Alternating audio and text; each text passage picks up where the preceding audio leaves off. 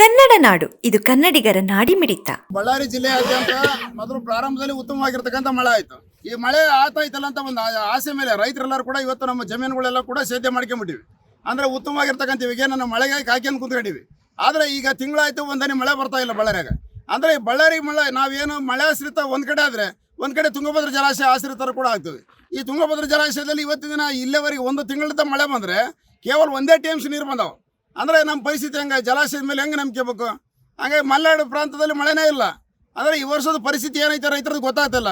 ಹಂಗಾಗಿ ನಾವು ನಮ್ಮ ರೈತರ ಪರಿಸ್ಥಿತಿಗಳು ಏನಿಲ್ಲಿ ದುಡಿಮೆ ಮಾಡಬೇಕು ಅಥವಾ ಕಣ್ಣೀರಿಡಬೇಕು ಅಥವಾ ಏನು ಆತ್ಮಹತ್ಯೆ ಮಾಡ್ಕೋಬೇಕು, ಯಾವುದೇ ತಿಳಿದಾರದಂಥ ಪರಿಸ್ಥಿತಿ ನಾವು ರೈತರೆಲ್ಲ ಬಳ್ಳಾರಿ ಜಿಲ್ಲೆದಲ್ಲಿ ಬಂದು ಕುಂತಿದ್ವಿ. ಎಲ್ಲ ಅದ ಭೂಮಿ ಅದ ಮಾಡ್ಕೊಂಡಿವಿ.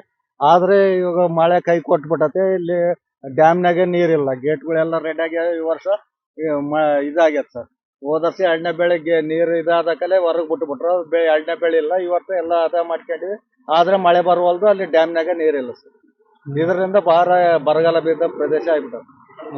ಎಕರೆಗೆ 4,000ರಿಂದ 5,000ವರೆಗೆ ಎಲ್ಲ ಕೆಲಸ ಮಾಡ್ತೀವಿ. ಟಿಲ್ಲರು, ಕುಂಟೆ, ಹಾಸಿಗೆ, ಬೋದು ಎಲ್ಲ ಮಾಡ್ತಿದ್ದೀವಿ. ಇನ್ನು ಮಳೆ ಬಂದಿಲ್ಲ, ಡ್ಯಾಮ್ನಾಗ ನೀರು ಕೂಡ ಇಳುವರಿ ಬಂದಿಲ್ಲ.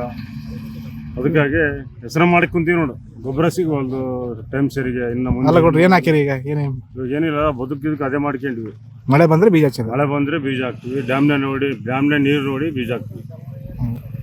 ಎಲ್ಲ ಒಂದು 5 ಎಕರೆ ಸರ್. 5 ಎಕರೆಗೆ ಏನಂದ್ರೆ ಸರ್, ಎಕರೆಗೆ ಒಂದು 60,000 ಖರ್ಚು ಬಂದ ಸರ್ ಬೋದೊಡೆಗ. ಇನ್ನು ಮುಂದೆ ಏನು ಮಾಡಿಲ್ಲ ಸರ್, ಮಳೆ ಕೂಡ ಬಂದಿದೆ ಸರ್. ಸಮಗ್ರ ಸುದ್ದಿಗಳಿಗಾಗಿ ತಪ್ಪದೆ ನೋಡಿ ಕನ್ನಡ ನಾಡು ವಾಹಿನಿ. ಸಬ್ಸ್ಕ್ರೈಬ್ ಮಾಡಿಕೊಳ್ಳಲು ಕೂಡಲೇ ಪಕ್ಕದಲ್ಲಿ ಕಾಣುವ ಬೆಲ್ ಐಕಾನ್ ಕ್ಲಿಕ್ ಮಾಡಿ ನೋಟಿಫಿಕೇಶನ್ ಪಡೆಯಿರಿ.